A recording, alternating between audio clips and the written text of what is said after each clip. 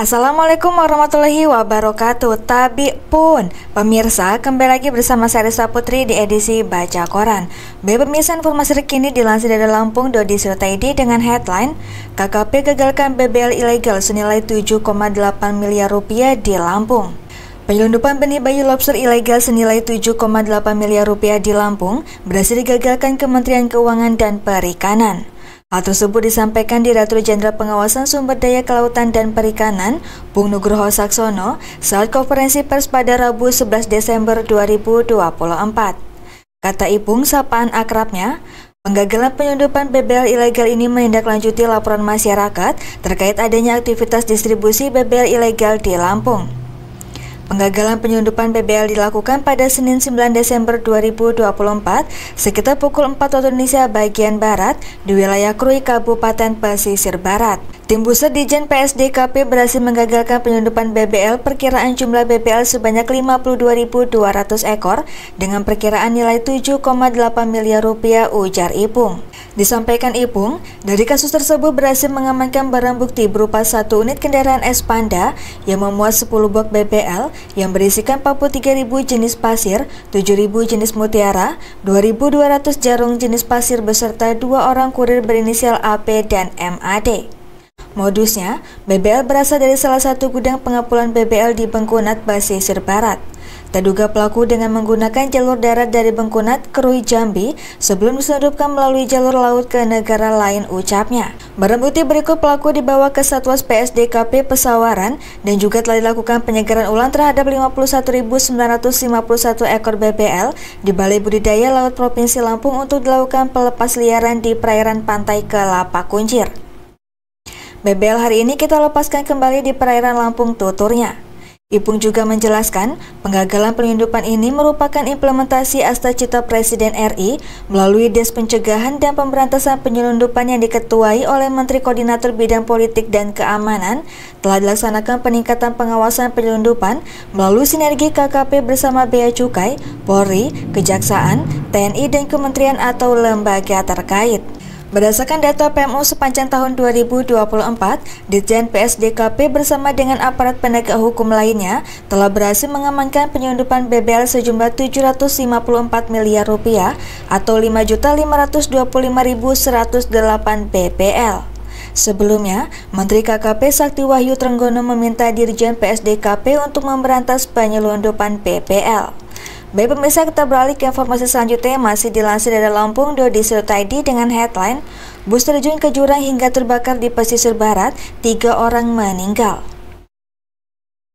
Kecelakaan lalu lintas tunggal terjadi di kawasan hutan Taman Nasional Bukit Barisan Selatan, tepatnya di Tebing Batu, Pekon Rata Agung, Kecamatan Lemong, Kabupaten Pesisir Barat.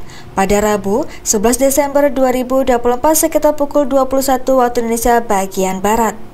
Kecelakaan maut tersebut melibatkan 1 unit bus dengan nomor polisi yang belum diketahui dengan membawa 9 orang penumpang yang sedang dalam perjalanan dari Bengkulu menuju Jakarta. Dalam laka lantas tunggal tersebut, 3 orang dinyatakan meninggal dunia. Mereka adalah Adit, Ahmad Sopian, dan 1 orang lainnya masih belum diketahui identitasnya, sedangkan 6 orang mengalami luka-luka. 6 orang penumpang lainnya yakni Mansur 46 tahun, Hendrik 65 tahun, Putu 35 tahun, Tafsir 46 tahun, Kartajaya Sitepu 50 tahun, dan DC 65 tahun. Kapolres Pesisir Barat, AKBP Alsyahendra SIKMH, melalui Kapolsek Pesisir Utara, AKP Rudi Aris, mengatakan kecelakaan tersebut terjadi saat kendaraan bus yang membawa 9 penumpang tersebut tiba di tanjakan Tebing Batu, Pekon Rata Agung. Bus tersebut tidak mampu menanjak dengan baik akibat terlambat memindahkan transmisi ke gigi rendah, menyebabkan kendaraan mundur dan terjun ke dalam jurang sedalam 50 meter, kata dia. Kemudian, setelah terjun ke dalam jurang itu, bus kemudian terbakar.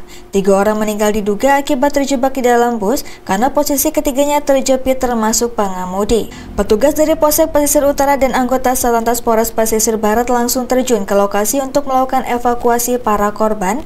Petugas masih melakukan penyidikan lebih lanjut terkait kecelakaan ini, pungkasnya. Baik pemirsa, kita beralih ke informasi yang terakhir yang masih dilansir dari Lampung.co.id dengan headline diduga korupsi pengelolaan Pasar Pulung Kencana, 1 pejabat Tubaba diamankan Kejari. Kejaksaan Negeri Tulang Bawang Barat, Lampung, malam ini, 11 Desember 2024, menahan Heri Yunizar dalam 20 hari ke depan. Penahanan dilakukan setelah bersangkutan ditetapkan sebagai tersangka berdasarkan surat nomor PRIN strip 831-LT-8.23-FD.1-12-2024 atas nama Heri Yunizar yang dikeluarkan Kepala Kejaksaan Negeri Tubaba Muhammad Iqbal. Masuknya hari ke sel tahanan sekitar pukul 20 waktu Indonesia bagian Barat lantaran diduga melanggar pasal pidana sebagaimana ketentuan yang berlaku.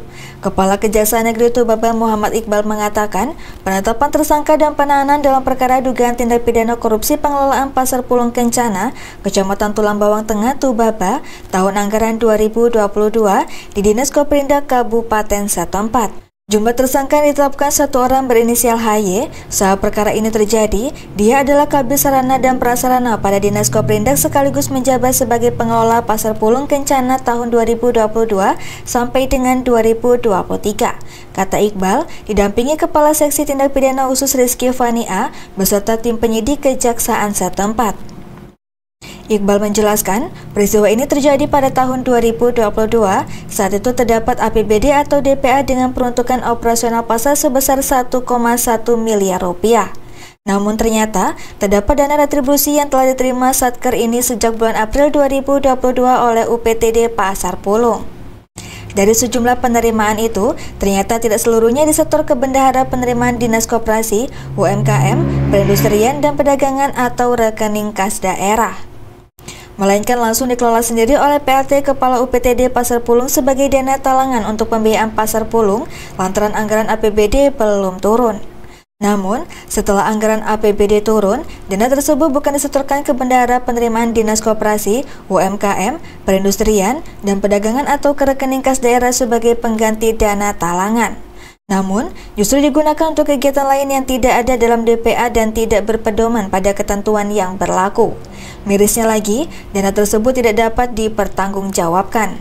Sedangkan berdasarkan BKU Pasar Pulung Kencana, ditemukan pada kolom debit BKU Pasar Pulung hanya mencantumkan sumber dana yang berasal dari retribusi tanpa sumber dana dari APBD atau DPA. Baik pemirsa, demikian edisi Bacokan ini. Sampai jumpa di edisi Bacokan selanjutnya. Saya Rista Putri pamit undur diri. Wassalamualaikum warahmatullahi wabarakatuh.